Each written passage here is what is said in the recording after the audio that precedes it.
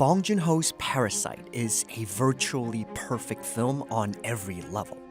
On the surface, its technical execution is so precise and immaculate that it's hard to notice the film's greatest achievement hiding underneath: the screenplay.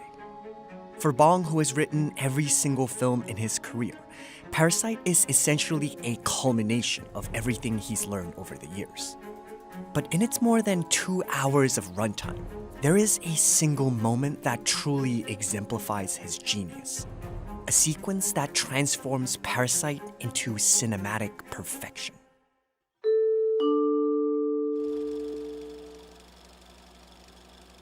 Like all great stories, Parasite has a beginning, a middle, and an end. Yet, it never quite follows the usual 3-act structure we're familiar with. Instead, the film plays a lot like 2 separate movies that are joined into one. The first film deals with the 2 families, the impoverished Kims who plan to infiltrate the wealthy Parks by each posing as a tutor, a driver, and a housekeeper. But it creates an odd moment in the story about 50 minutes in, after the Kims have removed all of the existing employees to essentially take over the house. Suddenly, there's no conflict left to carry the film, and the story comes to a literal stop. But it's the sequence that bridges the end of the first film to the unexpected second, where Bong stages his attack. Let's take a look. 아버지, 제가 특별히 하나 더 섞어드리겠습니다. 나름 운치가 있네. 정원에는 비가 우린 위스키를. Bong begins the sequence by visually establishing the Kims' false sense of success, having dedicated an entire previous sequence to show the Kims reaping the rewards of their scheme. But he does it most effectively with a simple parallel image, using a window, a motif of luxury that was introduced earlier in the film. The Kims, who had previously been subjected to the views of ordinary life outside their basement apartment, discover privacy as a form of luxury. Yet, despite all of this, their success is only downplayed by their dialogue, which emphasizes just how far they are from it. 솔직히 이 돈이 다 나한테 있었어 뭐? 나는 더 착하지. Bong keeps the dialogue engaging by faking out 3 moments of tension that gradually build over time. These moments are known as beats in a dialogue. Each beat organically interrupts and changes the flow and the topic of conversation. 야, 제시카, 건배. Until it seemingly explodes on the 3rd beat. 왜 그래요? 진짜. 아버지, 안 돼요. 죽어요.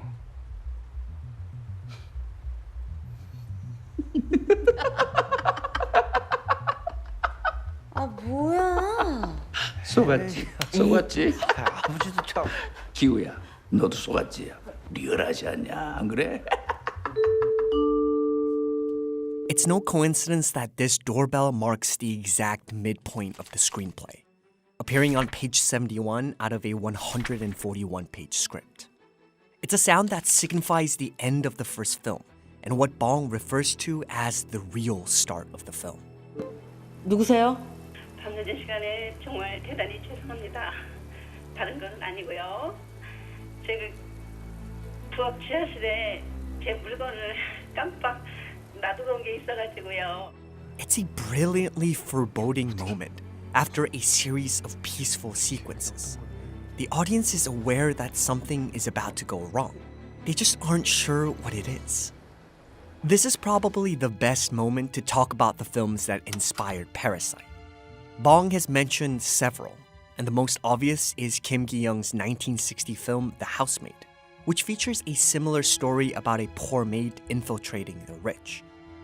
But thematically, its most interesting inspiration comes from Akira Kurosawa's 1963 film High and Low, one of the first films that used height as a visual representation of class, with the rich towering above and the poor living underneath. Parasite expands upon this idea through another visual motif introduced earlier: stairs. On second viewing, it's incredible to see how vertical the film is, right from its opening image. Whenever a character climbs a flight of stairs, it's a visual symbol of the rise in the social class, while the walk down suggests the opposite. Just like the window, it's this very sequence where Bong starts to take advantage of all the visual concepts he set up earlier. And it's the reason why we feel so uneasy in a moment like this. 같이 내려가 보시겠어요? 네? 저기 빨리 갔다 오지. The film that most heavily inspired Parasite is probably Alfred Hitchcock's Psycho. The two films share a surprising number of similarities. Both mainly feature a house that almost becomes a character itself, the architecture guiding the film and sometimes hiding the truth in plain sight on another level.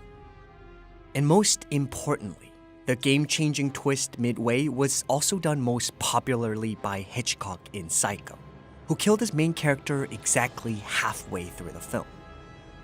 What makes the twist in Parasite so great is that it's as predictable as it is impossible to see coming.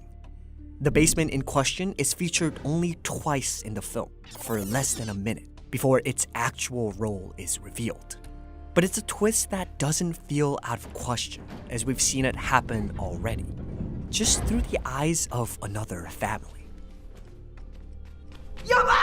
The truth finally reveals itself, and Bong expertly reveals the twist strictly from the Kim's perspective through a handheld camera. As the lighting, camera, tempo, and even the genre of the film changes, what awaits at the end of the tunnel is an entirely different film, all in 10 minutes of a sequence. What makes Parasite so perfect is that it understands the rules and power of storytelling. Everything on screen has a specific purpose and a meaning that transforms the story as it unpacks. And it's ironic that as brilliant as Bong's plan for the story is, the genius of Parasite lies in the 10-minute sequence, where an entire plan is demolished on sight. 나 절대 실패하지 않는 계획이 만족하네. 무계획이야, 무계획.